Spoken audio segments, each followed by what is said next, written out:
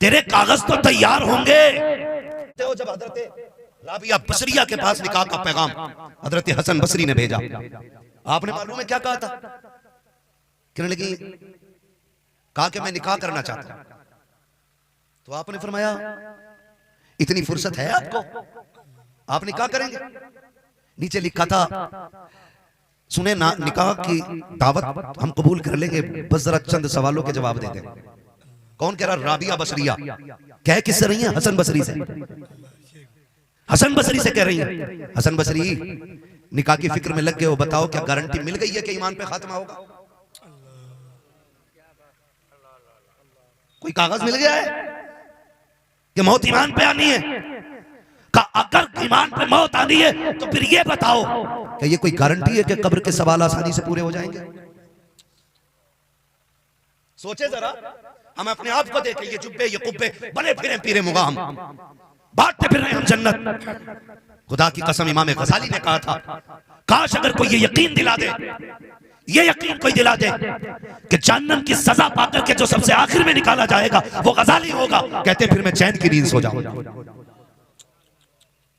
कहते हैं अगर ये भी पता चल जाए कि मैं जहन्नम में जाऊंगा लेकिन फिर निकाल लिया जाऊंगा और आखिर में निकाला जाऊं भले ही, कहते हैं फिर भी चैन से सो जाऊंगा। आज हमारे नफ्स देखें, जातियात देखें हमारे, जब तक दो चार लोग हमारे खुतबे ना पढ़े हमें मौज ही नहीं आती। 8-10 लोग आगे पीछे ना हो हमें मजा ही नहीं आता बात करने में। ये भी कोई जिंदगी है? हसन बसरी, अगर सांस ईमान पे टूट रही है फिर ठीक, कब्र के सवालों के जवाब पक्के कर लिए, और अगर जवाब भी पक्के हैं तो पुलसिरात का मसला सब ठीक ठाक है ना? ओ वो जो तराजू लगी है वहां अमल जो तुलेंगे, सारी तराजू का मामला साफ है। चीख निकल गई इमाम गजाली, हजरत हसन बसरी जैसी जात की। हम जन्नतें बांट रहे, खुदारा निकलो और अपनी रातों का एक हिस्सा ऐसा बना लो, भले 10 मिनट सही, जब दुनिया सो जाया करे तुम मुसल्ला बिछा के अपने रब को रो के दिखाया। ये निकालो जिंदगी में इतना वक्त, और हर एक को निकालना पड़ेगा, वरना खैरियत नहीं है। पीर भी कूटा जाएगा, मुरीद भी कूटा जाएगा।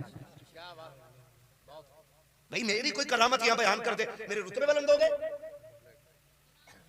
डरना चाहिए जो जितना जिम्मेदार है। मेरे नबी की जात देख, आज अगर किसी के घर में मुसीबत आ जाए, पीर साहब बरकत नहीं हो रही है, कह रहा है ठीक है 40 जुमेरात है, आके चिराग जलाओ। 40 जुमेरात चिराग, 40 जुमेरात कितने महीने हो गए? लगा दिया ना काम से। 40 का 40 पकड़ लिए तो ऑटोमेटिक भीड़ रहेगी।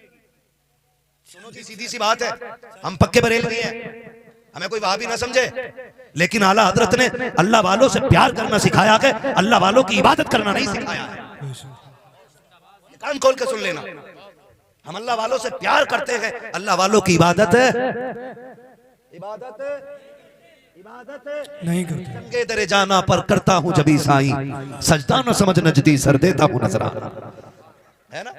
तो अल्लाह वालों से हमें प्यार करना सिखाया। माफ कीजिएगा, होता क्या है, अच्छी बात है मज़ारों की हाजिरी, लेकिन उससे ज्यादा जरूरी है कब्रिस्तान की हाजिरी। कब्रिस्तान की हाजिरी, कब्रिस्तान साल में 2 बार जाता है, शबे कद्र पे और नहीं जी शबे बारात में, शबे कद्र और शबे बारात। टंकी फुल तेल से, चाबी लगाई, सर पे टोपी नहीं, हाथ में तस्वीर नहीं, चाबी लगाई, बटन खोले, हुर किधर जा रहा? तुम्हें पता मौलाना आज रत जगह है। रत जगह का मतलब देखो, किधर जा रहे हो? वहां जा रहे हो उस वाले मदार पे। क्या करेगा? जागना है रात भर।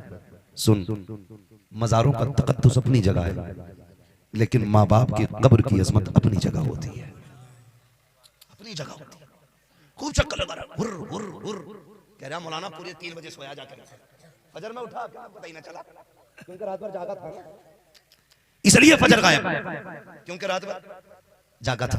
हमारी कौम बहुत माशाल्लाह इतनी सीधी कौम है, शब कदर आ गई ना तो सारी कब्रों की घास खोदेंगे और कुछ चूना फेर देते, जनरेटर लगाएंगे, पूरी लाइट लगाएंगे, और लाइट लगा के अब्बा की कब्र के बिल्कुल बीच सीने पे अगरबत्ती ठोकेगा। वो भाई इन उलमा से पूछो आग को कब्र से और कब्र को आग से दूर रखना चाहिए। बीच सीने पे ऐसा मुट्ठी भर के पूरी लगाई है और दूर से फोटो खींच रहे कब्र का कह रहा हमारे यहाँ के कब्रिस्तान देखो।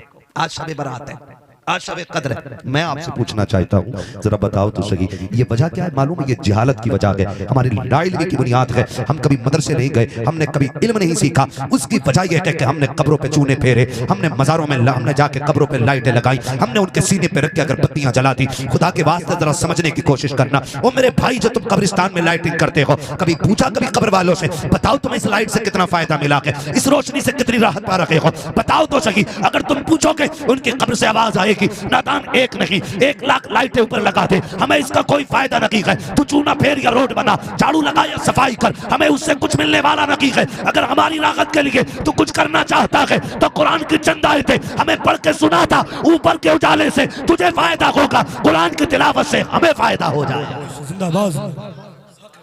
मगर ये कब होगा?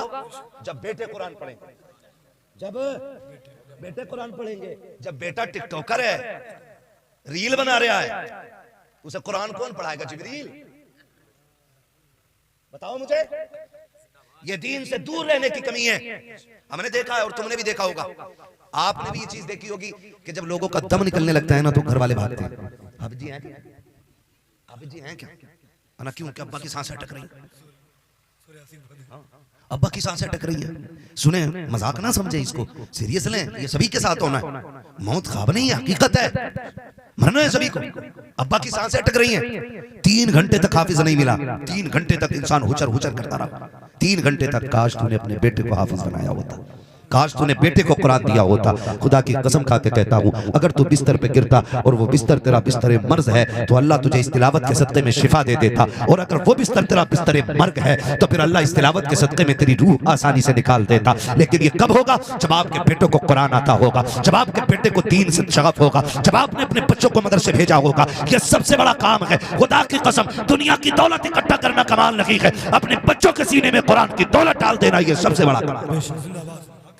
ये सबसे बड़ा कमाल होता है। तो पढ़ाएंगे इंशाल्लाह अपने बच्चों को, इंशाल्लाह पढ़ाएंगे इंशाल्लाह। हमारे मारेरा शरीफ का एक पैगाम है, आधी रोटी खाएंगे बच्चों को, आधी रोटी खाएंगे बच्चों को पढ़ाएंगे। तालीम पे सबसे ज्यादा गौर करें, पढ़ाएं। और कुरान, आज क्या वजह है? एक घर के अंदर 9 मेंबर हैं, कुरान 2 ही है।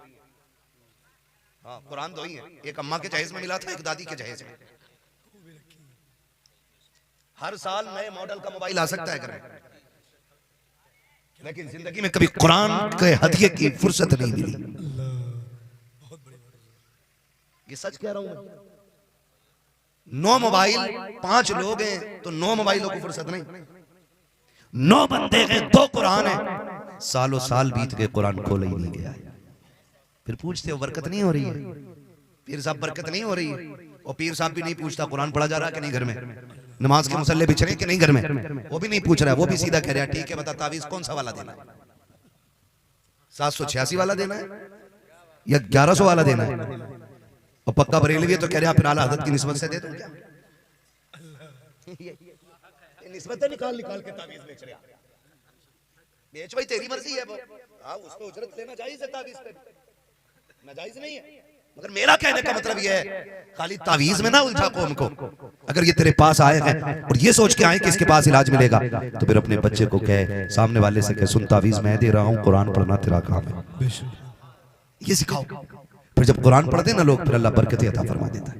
और अगर कुरान ना पढ़ा गया ना तो पूरा तावीज नहीं, पीर लटका लो गले में रस्सी डाल के, पीर लटका लो, कुछ नहीं मिलने वाला भाई साहब।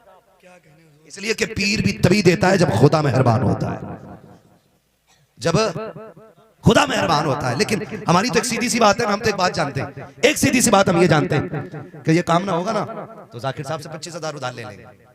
उन पे नहीं मिलेंगे तो फला मौलाना से ले लेंगे, शान मोहम्मद से ले लेंगे, वहां शकील से ले लेंगे, फलां से ले लेंगे। ये हमारी प्लानिंग दिमाग में चलती रहती है। लेकिन रब ने कुरान में कितनी बड़ी दौलत दी है। फरमाया गया जिसमें घर में बरकत ना हो वो सूरह वाक़िया पढ़ना शुरू कर दे, अल्लाह उसके घर में बरकतें नाज़िल फरमा देगा।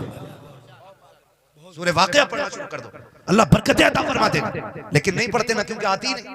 नौजवानों, एक बात बताऊं, बड़ा अफसोस होगा एक दिन जब उम्र गुजरने लगेगी और ख्याल आएगा एक ही कुरान था और वो भी नहीं पढ़ सके, बहुत रोओगे। कल रोने से बेहतर है आज फिक्र कर लो और कुरान के आदी बन जाओ। कुरान के आदी बन जाओ। पढ़ना नहीं आता तो देख तो सकते हैं ना, अल्लाह ने आंखें दी है ना, देख सकते हैं ना। सुबह काम पे बाद में निकला करो, कुरान पहले देख लिया करो, कुरान देख लिया करो।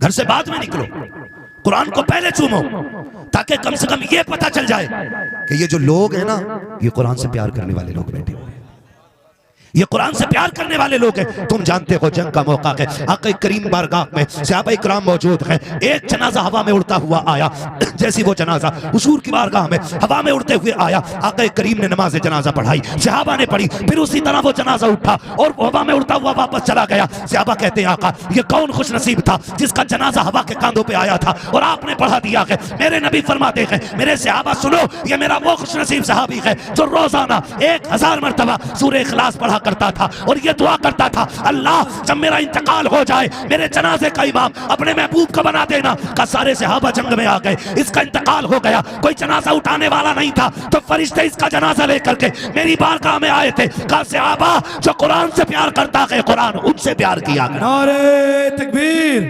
नारे रिसालत, मसलके आला हजरत, अजमते कुरान, बरकते कुरान। सारी तो जुनैद बगदादी नहीं है ना, या पीर अल मदद पीर, सारी जुनैद नहीं है। उन्होंने कहा था या जुनैद कहता चला जा, लेकिन सबने यही बना लिया। बरकत नहीं है तो ठीक है, आते जाते रहा करो, मिलते रहा करो। यानी हमारा तो टाइम खराब है, तुम्हारा भी करना है। हमारे लोग बड़े सीधे, वक्त दें तो जानते हो, खाली मैं क्या कहूं, एक हंगामा मैशर हो तो भूलूं उसको, सैकड़ों बातों का रह के ख्याल आता है। मैं सिर्फ अभी माँ बाप की कुर्बानियों पे बात कर रहा हूँ, इसके अलावा बहुत सारे दर्द बिखरे हुए हैं समाज में, जिसको ना छेड़ो ना बस वही सुकून में, जिससे आप पूछ लो क्या हाल है वही टूटा हुआ है। इस दर्द का समाधान क्या है, इन दुखों का इलाज क्या है, तो बस इतना समझो, अपने दुख जमाने से न बताया करो, अपने दुख अपने खुदा से बताया करो, अपनी शिकायत अपने रब से रखा करो। खुदा की कसम ये दुख आधे भी नहीं बचेंगे, आधे भी नहीं बचेंगे। आप मुझसे कहें, इनसे कहें, उनसे कहें, हम आपके गमों का मजाक उड़ाएंगे, लेकिन तेरे गमों की जो सबसे बेहतर कीमत तेरे रब की चौखट से मिलेगी वो कहीं से नहीं मिल सकती है, कहीं से नहीं मिल सकती। मैं वो इलाज बता ही नहीं सकता जिसमें मेरा घाटा होगा, मैं वही इलाज बताऊंगा जिसमें मेरा फायदा होगा। मेरे हुजूर की चौखट है, एक देहाती साहब है, देहाती शख्स है, अभी हुजूर से मिला नहीं, पहली मुलाकात हुजूर की चौखट पे आया। महबूब अलैहिस्सलाम ने हाल देखा, चाल देखा, हुजूर तो दिलों के हाल जानते हैं। आला हज़रत क्या कहते हैं, और कोई गैब क्या तुमसे निहा हो भला, जब ना खुदा की जुबा तुम पे करोड़ों दुरूद। तो जब वो आए ना हुजूर की बारगाह में, आका करीम ने फरमाया कहां से आए हो? कहा सरकार फलां गांव से आए हो। मेरे नबी ने फरमाया आए क्यों हो? कहा सुना है कि जो तुझसे मिल जाता है खुदा उसको मिल जाया करता है। वो कहते हैं सुना है आप जिसके हो जाते हैं खुदा उसका हो जाता है। महबूब फरमाते हैं हक सुना है, सच सुना है। कहा फिर आपके पास रह करके आपको राजी करके मैं खुदा को पाना चाहता हूं। हुजूर के अगले जुमले सुने, फरमाया घर पे कोई है? उन्होंने कहा जी। किसे छोड़ा घर पे? कहा बूढ़े माँ बाप। इजाजत दे दी उन्होंने? कहा हुजूर मैं आ रहा था तो वो रो रहे थे, तो मेरे महबूब ने फरमाया जा, मुझे राजी करने आया है, घर वापस चला जा। जिन्हें रोता हुआ छोड़ा गया उनके लबों पे मुस्कुराहट देते। अगर माँ बाप राजी हो गए तो समझ ले मैं राजी हो जाऊंगा, और जिससे मैं राजी हो जाऊंगा उससे मेरा खुदा राजी हो जाएगा। हुजूर कहां भेज रहे हैं और हजूर कहां भेज रहे हैं? हुजूर ने कहां भेजा और हजूर ने कहां भेजा? न जाना हजरत जाहिद के तस्बीह हो मुसल्ला पर बड़े पहुंचे हुए हजरत हैं, इनको हम समझते हैं। भाई तो रिश्ते निभाने की कोशिश करें। एक बाप अपने बच्चे को बनाने संवारने में पूरी जिंदगी लगा देता है, पूरी जिंदगी लगा देता है। आपने देखा नहीं दरख्त लगाया कभी घर में? बोले दरख्त लगाया कभी? पौधा तो बकरियों से हिफाजत, भैंसों से हिफाजत, गाय से हिफाजत, उसे बचाने के लिए ईंटों का वो लगा देते, क्या बोलते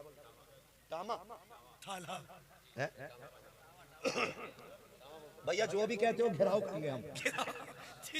ठीक है जी, सबकी बात हो गई। एक घेराबंदी कर दी जाती है, ईंट लगा दी जाती है ताकि कोई बकरी इसके पत्ते ना नोच सके, कोई जानवर इसे खा ना सके।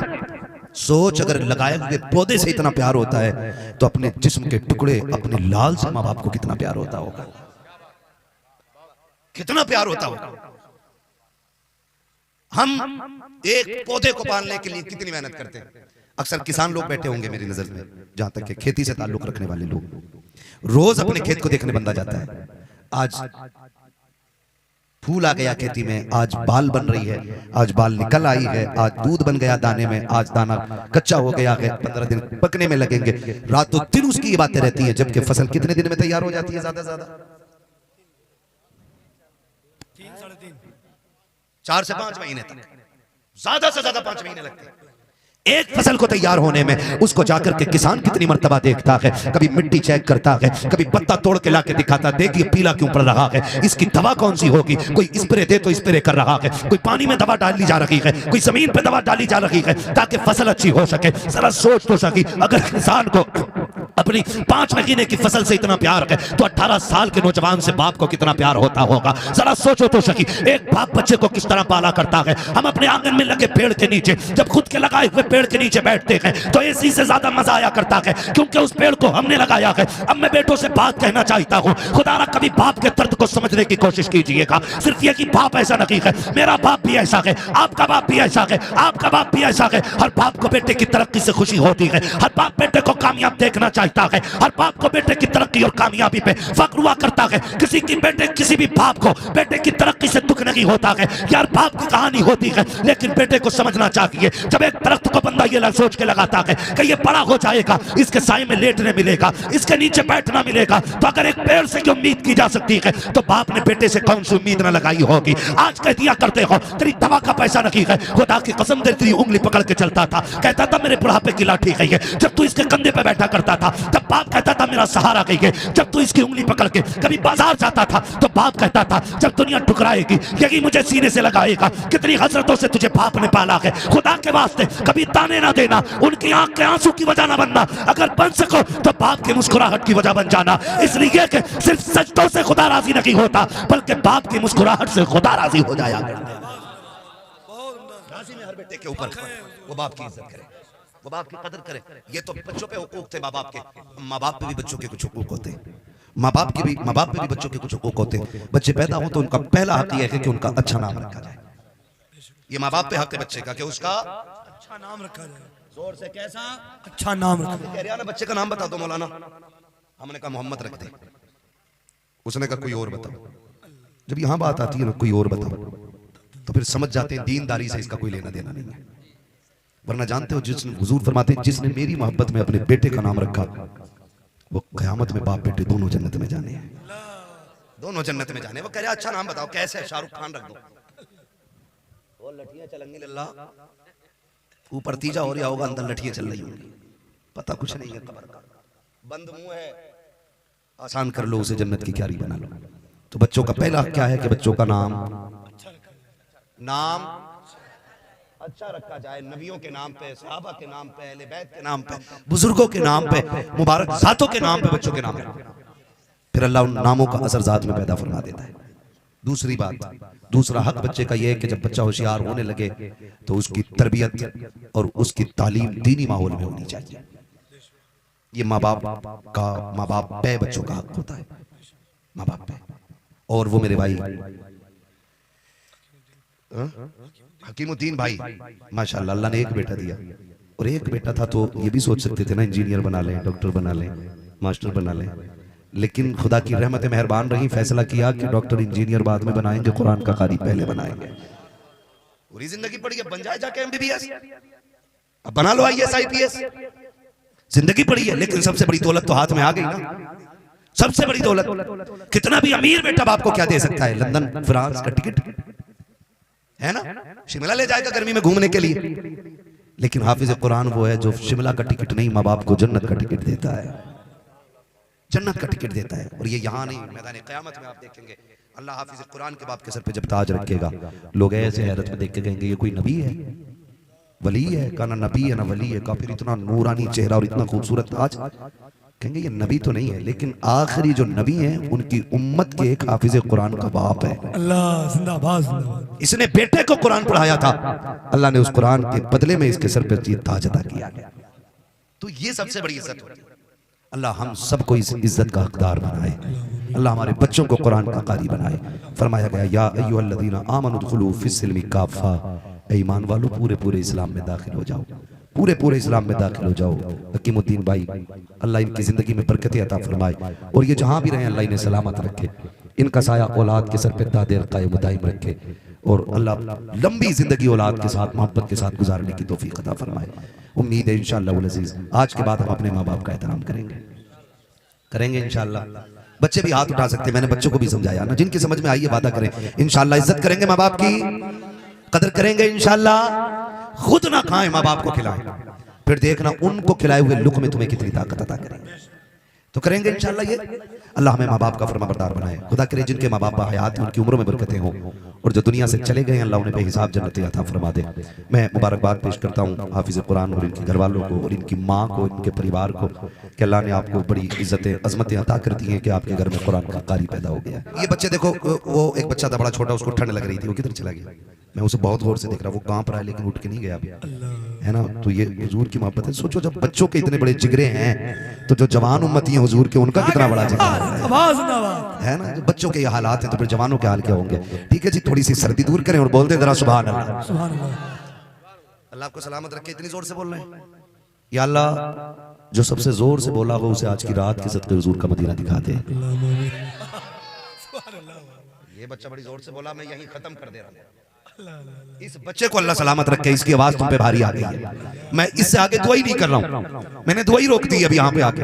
इस बच्चे को जज्बा देख के खुदा करे उन अच्छों में सबसे पहले इस बच्चे का नाम आ जाए। जरा बोल दो सुभान अल्लाह।